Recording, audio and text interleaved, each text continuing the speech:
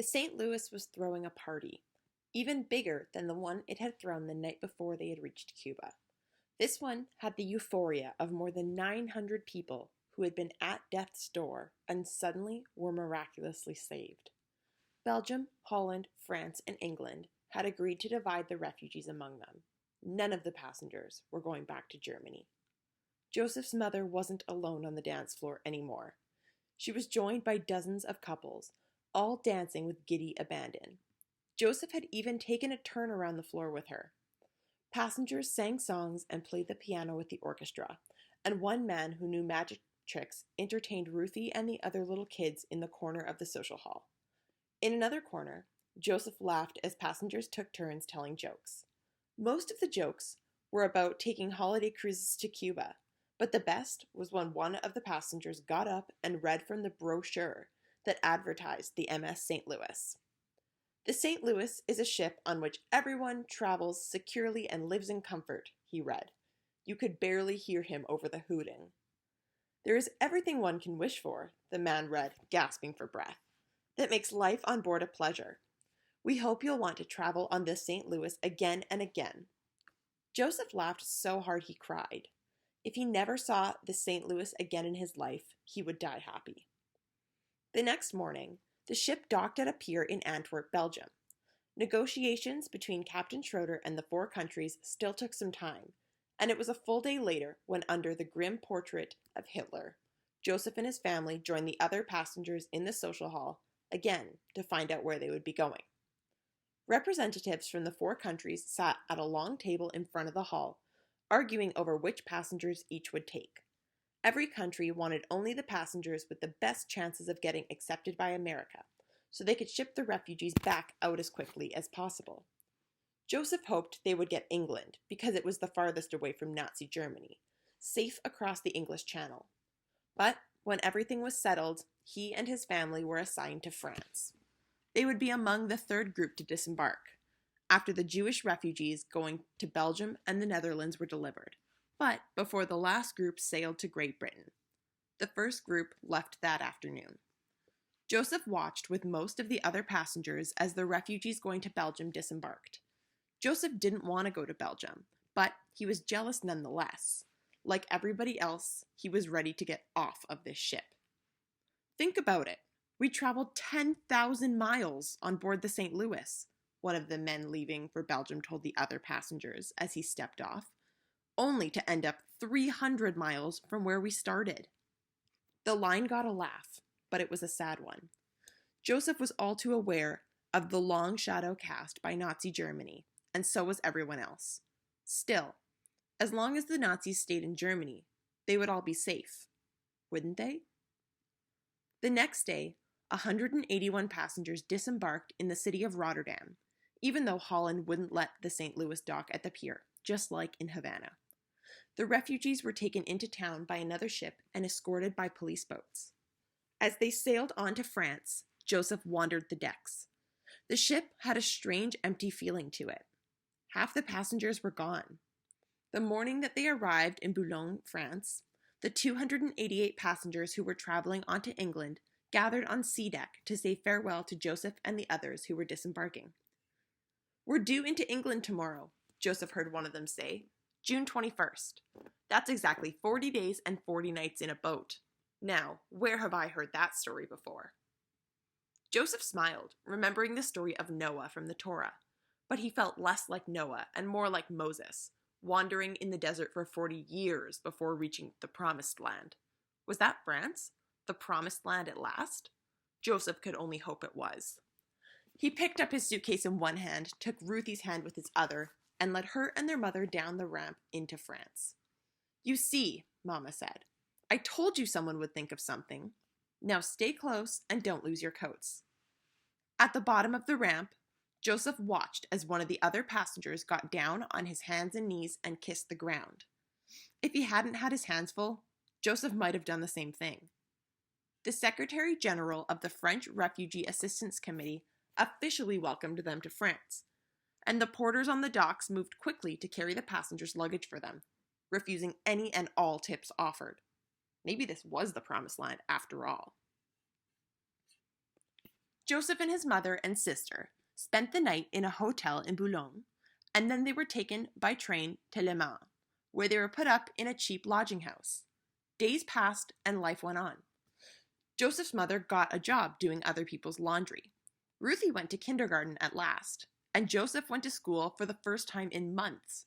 But because he couldn't speak French, they put him in the first grade. 13 years old, a man, and they put him in a classroom with 7-year-olds. It was humiliating. Joseph promised himself he would learn to speak French over the summer or die trying. He never got the chance. 2 months later, Germany invaded Poland, touching off a new world war. 8 months after that, Germany invaded France, and Joseph and his mother and sister were on the run again.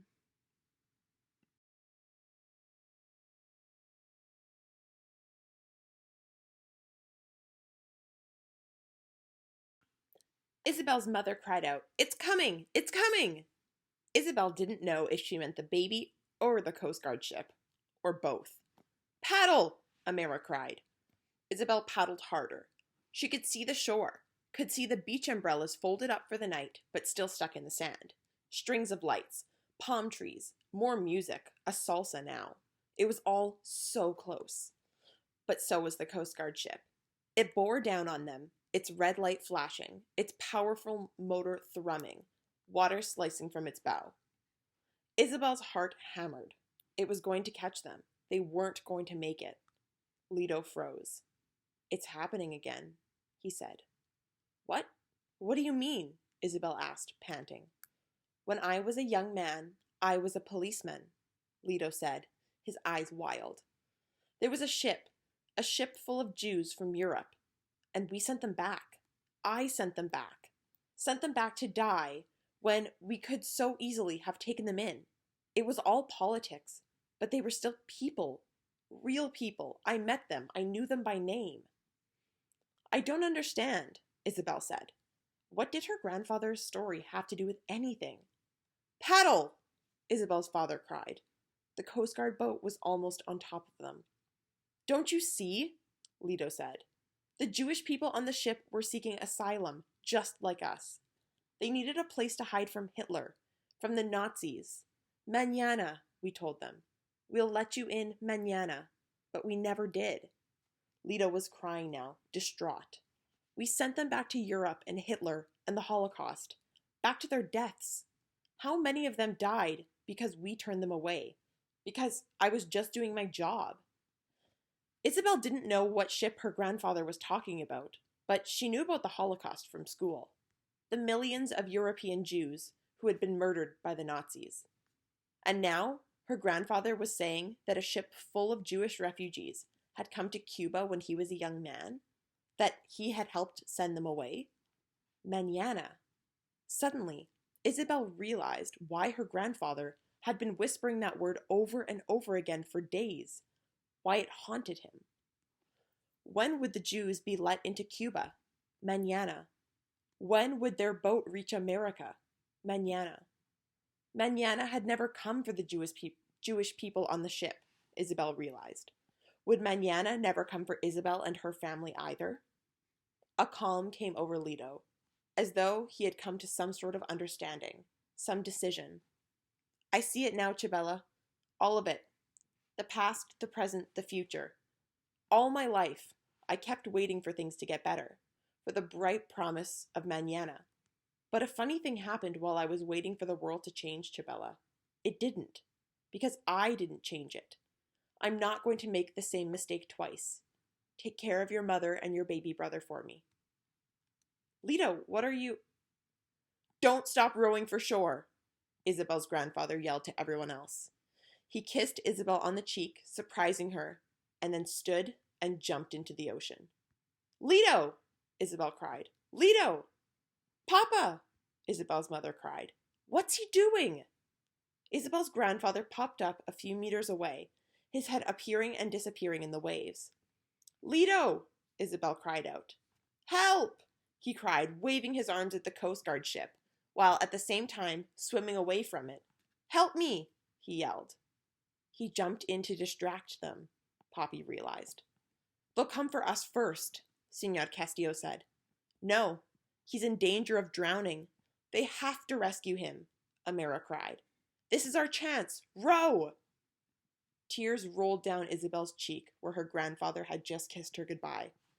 Lito, she cried again, reaching out for him over the waves. Don't worry about me, Chabela. If there's one thing I'm good at, it's treading water, Lito yelled back. Now row! Mañana is yours, my beautiful songbird. Go to Miami and be free. Isabel sobbed. She couldn't paddle, couldn't row, couldn't do anything but watch as the Coast Guard ship veered away from their little boat and steered toward her grandfather, as it went to save him and send him back to Guantanamo, back to Cuba.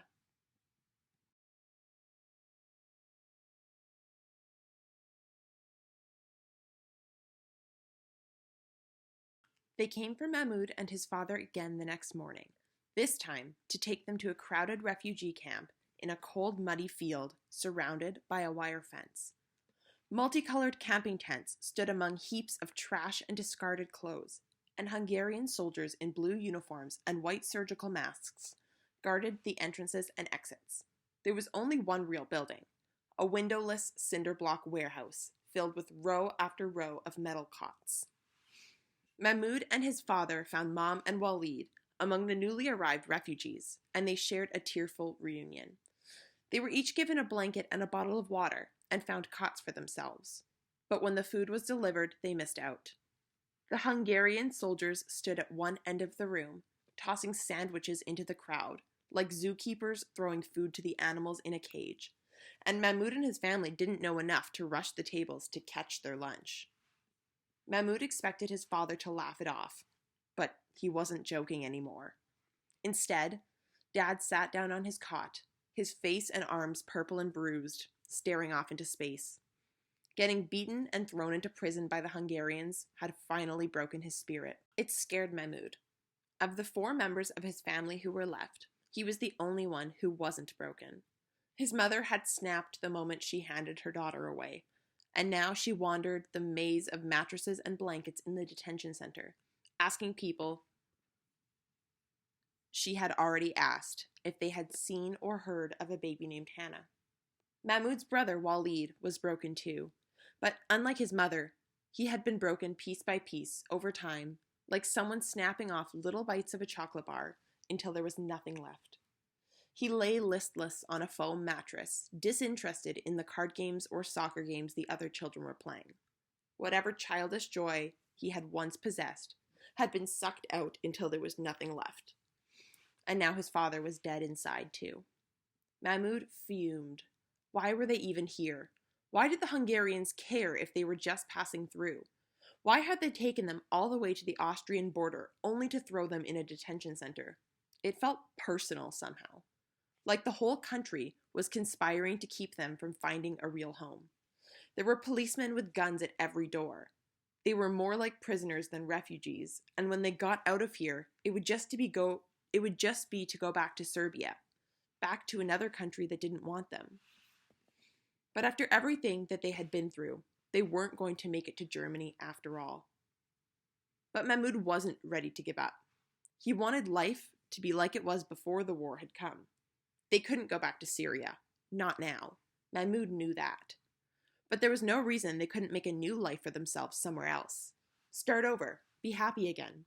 And Mahmoud wanted to do whatever it took to make that happen. Or at least try. But making something happen meant drawing action. Being visible. And being invisible was so much easier. It was useful too, like in Aleppo or Serbia, or here in Hungary.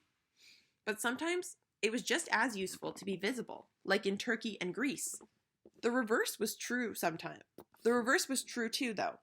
Being invisible had hurt them just as much as being visible had. Mahmoud frowned, and that was the real truth of it, wasn't it? Whether you were visible or invisible, it was all about how other people reacted to you. Good and bad things happened either way. If you were invisible, the bad people couldn't hurt you. That was true. But the good people couldn't help you either. If you stayed invisible here, did everything you were supposed to, and never made waves, You would disappear from the eyes and minds of all the good people out there who could never help you get your life back. It was better to be visible, to stand up, to stand out. Mahmoud watched as a door on a nearby wall opened, and a group of men and women in light blue caps and vests, with the letters UN written on them, came inside, escorted by some important-looking Hungarian soldiers. Mahmoud knew that the UN was the United Nations, the same group that had been helping people at the Kilis refugee camp. The UN people carried clipboards and cell phones and made notes and took pictures of the living conditions. This place was run by the Hungarians, not the UN, so Mahmoud guessed that they were here to observe, to document the living conditions of the refugees. Mahmoud decided right there and then that he was going to make sure the observers saw him. Mahmoud got up from his cot and walked to the door. All he had to do was push his way through, and he would be outside. But a Hungarian soldier stood next to it. She wore a blue uniform, a red cap, and a thick leather belt that held a nightstick and had all kinds of compartments. Over her shoulder, she carried a small automatic rifle on a strap, the barrel pointed at the floor. The guard ignored Mahmoud. He stood right in front of her, but she looked over him, past him. Mahmoud was invisible as long as he did what he was supposed to do, and as long as he was invisible, he was safe and she was comfortable. It was time for both of those things to change. Mahmoud took a deep breath and pushed the door open. Ka-chunk. The sound echoed loudly in the big room, and suddenly, all of the kids stopped playing, and all the adults looked up from their mattresses at him. It was green outside and sunny, and at first, Mahmoud had to squint to see. "Hey!" the guard cried. She saw him now, didn't she? The UN observers did too. "Stop! No, not allowed," the soldier said in bad Arabic. She struggled to find the right words and said something in Hungarian that Mahmoud didn't understand. She started to raise her gun at him, and then she glanced up and saw the frowns of the faces on the UN observers. Mahmoud stepped outside. The woman looked around at the other guards and called out to them, as if asking what to do. Mahmoud took another step, and another, and soon he was away from the building, walking toward the road. Walid ran through the door after him, followed by the rest of the children. The Hungarian guards yelled at them, but they didn't do anything to stop them. "Mahmoud!" Walid said, panting as he ran up alongside his brother. His eyes were bright and alive for the first time since Mahmoud could remember. "Mahmoud, what are you doing?" "I'm not staying in that place and waiting for them to send me back to Serbia. Come on," Mahmoud said. "We're walking to Austria."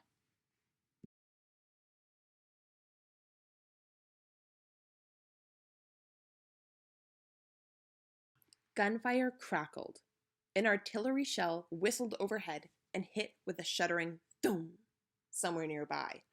Ruthie cried, and Joseph's mother hugged her tight. Joseph peeked out the window. They were hiding in a tiny schoolhouse in a village called Vornay, somewhere south of Bourges in France. The desks were all in perfect rows, and a long-forgotten assignment was still written on the chalkboard. It was dark outside, and the trees surrounding the schoolyard made it even darker. That was good. It helped them hide. But it also made spotting German stormtroopers harder. Joseph ducked back down inside, and his eyes fell on a map of Europe on the wall. The various countries shaded different colors. How wrong that map was now, just a year after he and his family had come to France as refugees. Germany had absorbed Austria and conquered Poland and Czechoslovakia soon after. Holland and Belgium and Denmark had fallen to Hitler, and the Nazis occupied the northern half of France, including Paris. All of France had surrendered, but there were still pockets of Free France forces resisting the Nazis throughout the countryside where Joseph and his family were now. The only refugees from the St. Louis who were still safe, Joseph realized, were the ones who had made it to Great Britain, though word was that Hitler was going to try to cross the English Channel any day now. Joseph and his mother and sister were trying to get to Switzerland in the hope that the Swiss would give them refuge. They'd made it this far traveling by night, sleeping in hay barns and out in fields under the stars. But the Nazis had finally caught up to them. A light played across the window above him, and Joseph chanced to look out again. Stormtroopers heading toward the school. "They're coming," Joseph told his mother. "We have to go." His mother picked up Ruthie and headed for the door, but Joseph stopped her. There was only one door to the schoolhouse, and the Nazis would be using it. "No, this way," he said. Joseph kept low as he scurried to the back wall of the classroom. There was a window there. They could climb out and run for the woods. He tried the handle. It was stuck. Joseph looked over his shoulder. He could see the beam of a flashlight in the hall outside, could hear the familiar German language of his homeland. They had to get out of here. Joseph threw his elbow against the glass and it shattered. That brought a cry from the hallway. Joseph knocked the rest of the glass out of the window in a panic. He felt his coat sleeve rip, felt something cold and sharp against his skin, but he didn't have time to think about that. He helped his mother out first, then handed Ruthie out to her through the window. "Go, go," Joseph said before he was even all the way out the window, and his mother picked up Ruthie and ran for the darkness of the woods. None of them carried suitcases anymore. Those had been left behind ages ago. But they still wore their coats, even though it was the height of summer. His mother had insisted. The only thing any of them still carried was Bitsy, the little stuffed bunny Ruthie had never parted with. It was tucked tightly under Ruthie's arm. Joseph leapt down from the window, stumbled, got back up, and ran. There! There! The beam of the flashlight found him. A pistol cracked, and a bullet blew the bark off of a tree less than a meter away from him. Joseph stumbled again in panic, righted himself, and kept running. Behind him, the stormtroopers were yelling to each other, barking like dogs after a fox. They were on the scent now, and wouldn't let up. Not until Joseph and his family had been caught. "There's a house up ahead," his mother yelled over her shoulder. She swerved onto a small dirt lane, and Joseph overtook her, beating her to the door. It was a little French country house, with 2 windows on either side of a double door in the middle, and a chimney on one side. Joseph caught a faint whiff of smoke from the kitchen fire, and a curtain fluttered in the window. Someone was inside. Joseph pounded on the door. He glanced over his shoulder. 3 flashlight beams were bouncing up the lane behind them. "Help! Please help us!" Joseph whispered frantically, still pounding. No one answered, and no lights came on inside. "Halt!" came a young man's voice. Joseph spun around. There were 4 German soldiers behind them. 3 of them pointed flashlights at them, making Joseph squint. He could still see well enough to know that 2 of them also had rifles pointed at them. A third carried a pistol. "Hands up! Put the child down!" the stormtrooper told Joseph's mother. Ruthie tried to cling to her, but Mama did as she was told. Dully, Joseph realized that he had lost some of the feeling in his right arm, and that his sleeve was coated in blood. He had cut himself on the window glass, badly. He squeezed the place where his arm had grazed the grass, and the pain was so blinding that it almost made him pass out. Ruthie had her head down, but she raised her little bunny's right arm and said, "Hail Hitler." One of the soldiers laughed as he blinked, and as he blinked the pain of his arm away, Joseph thought maybe the soldiers would let them go. But one of them said, "Papers?" They were in trouble now for sure. Their papers had big letter J's stamped all over them. J for Jew. We don't have papers," Mama said. One of the soldiers gestured at her, and a stormtrooper with a rifle marched up to them and checked her coat pockets. He quickly found the papers she carried for her and Ruthie, and just as easily found Joseph's papers on him. The soldier brought them back to a man with a flashlight, and he unfolded them. "Jews," the man said. "From Berlin. You've run a long way from home." "You have no idea," Joseph thought. "We're going to Switzerland," Ruthie said. "Hush, Ruthie," Joseph hissed. "Switzerland? Is that so? Well, I'm afraid we cannot allow that," the soldier said. "You will be taken to a concentration camp with the rest of the Jews." "Why?" thought Joseph. Why bother hunting us down and taking us back to prison? If the Nazis want us Jews gone so badly, why don't they just let us keep going? One of the soldiers came toward them. No, wait! Joseph's mother cried. I have money. French francs. She fumbled inside her shirt where she kept their money hidden. The bills fluttered to the ground. The soldier moved the bills around with his feet and made a tisk-tisk sound. It's not enough, I'm afraid. Joseph's heart sank. At the chance she might really be able to buy their way out, Joseph's mother became hysterical. Wait! I have jewelry, diamonds! She yanked at Ruthie's coat, pulling it off over her head. Mama, what are you doing? Ruthie cried. Joseph's mother ripped at the seams the way his father had when he had rent his garments for old Professor Weiler on the ship. From Ruthie's coat, she pulled something that glittered in the light of the electric torches. Earrings. The diamond earrings Joseph's father had bought for her on their anniversary one year. Joseph remembered Papa giving them to her, remembered the smile on Mama's face, the light in her eyes, both long gone now. Mama had sewn her earrings into the lining of Ruthie's coat. That was why she had never let Ruthie take it off. The soldier took the earrings from Joseph's mother and examined them in the light. Joseph held his breath. Maybe they would let his mother buy their way out of this after all. Everything I was able to keep, his mother said. It's all yours. Just please let us go. These are very nice, the soldier said. But I think there is only enough here to buy freedom for one of your children. But that's all I have left, Mama said. The soldier looked at her expectantly. At first, Joseph didn't understand what he wanted. They didn't have anything else to give him. But then the Nazi pulled Joseph and Ruthie to him and turned them around for Mama to see, and that's when Joseph understood. He was playing with them. This was another game, like a cat playing with a mouse before he ate it. I think there is only enough here to buy freedom for one of your children. One of Rachel Landau's children would go free, and one of her children would go to the camps. The Nazi soldier smiled at Joseph's mother. You choose.